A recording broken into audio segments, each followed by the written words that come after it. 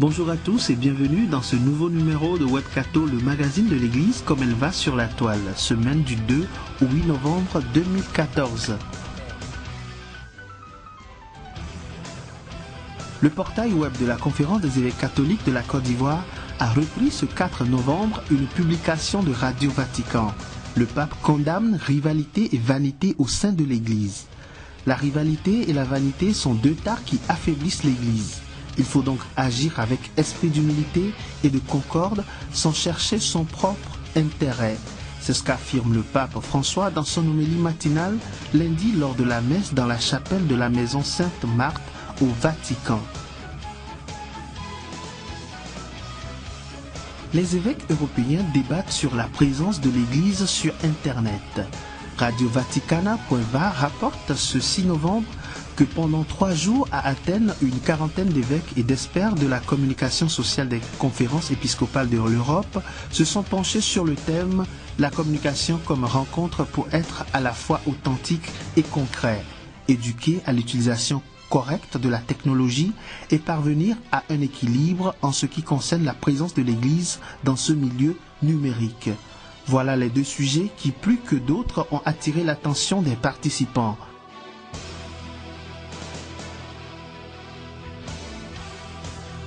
Le pape insiste sur la valeur de témoignage de la vie fraternelle.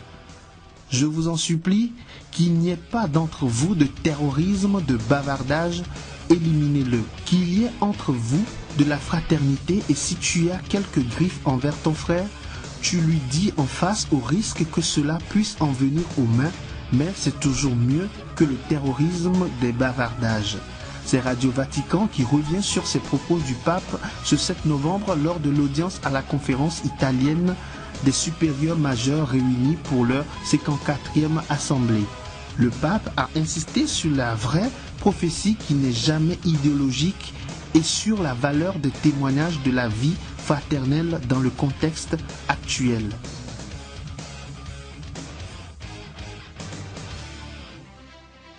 Défendre à tout prix les minorités irakiennes, c'est un témoignage publié ce 7 novembre par Radio Vatican sur la situation dramatique que vivent les minorités irakiennes.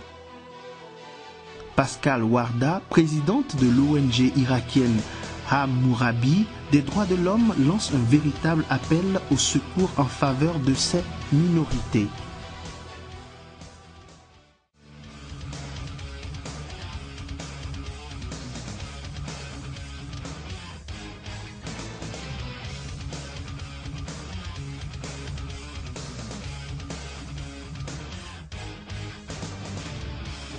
Découverte, aujourd'hui nous visitons le portail web de l'église Famille de Dieu d'Aného avec à sa tête Monseigneur Isaac Gaglo.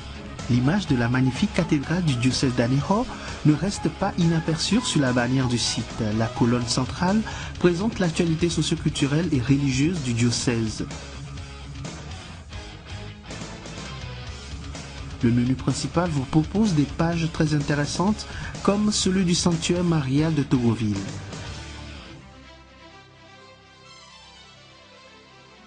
Elle vous donne un renseignement complet sur le sanctuaire. La page Direction diocésaine des œuvres vous propose de découvrir toutes les œuvres pastorales et services diocésains d'Aného.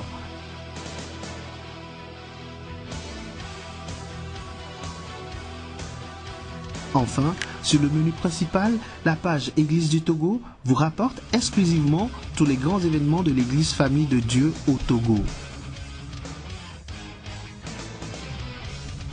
La colonne de droite vous propose une liste de sections qui vous permet d'explorer encore plus le site.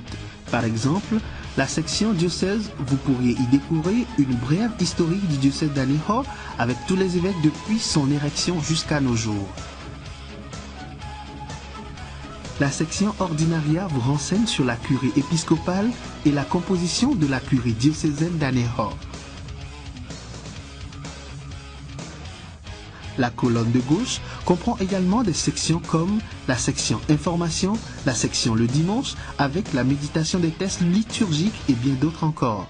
Ce magnifique site web du diocèse d'Aného est accessible à l'adresse www.diocesedaneho.org.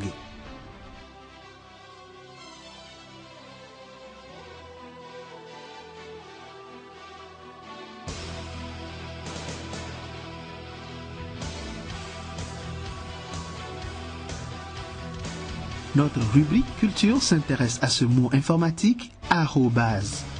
Qu'est-ce que l'arrobase?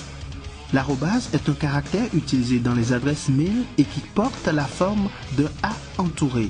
Exemple, utilisateur@fournisseur.com, ce qui est égal à tvspace@gmail.com.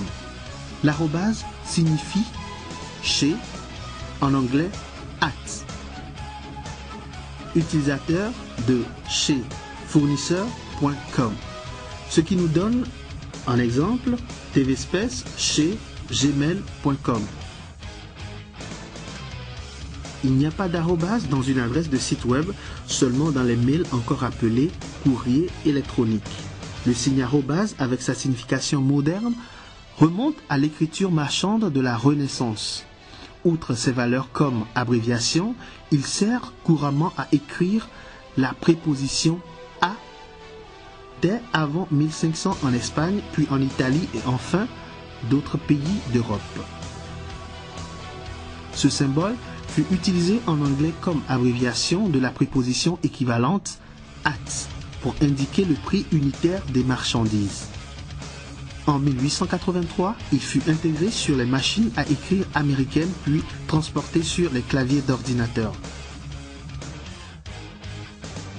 Voilà tout pour la web culture de ce numéro. N'hésitez pas à en savoir plus sur l'arrobase et pour nous écrire, tapez tvspace chez gmail.com. À très bientôt.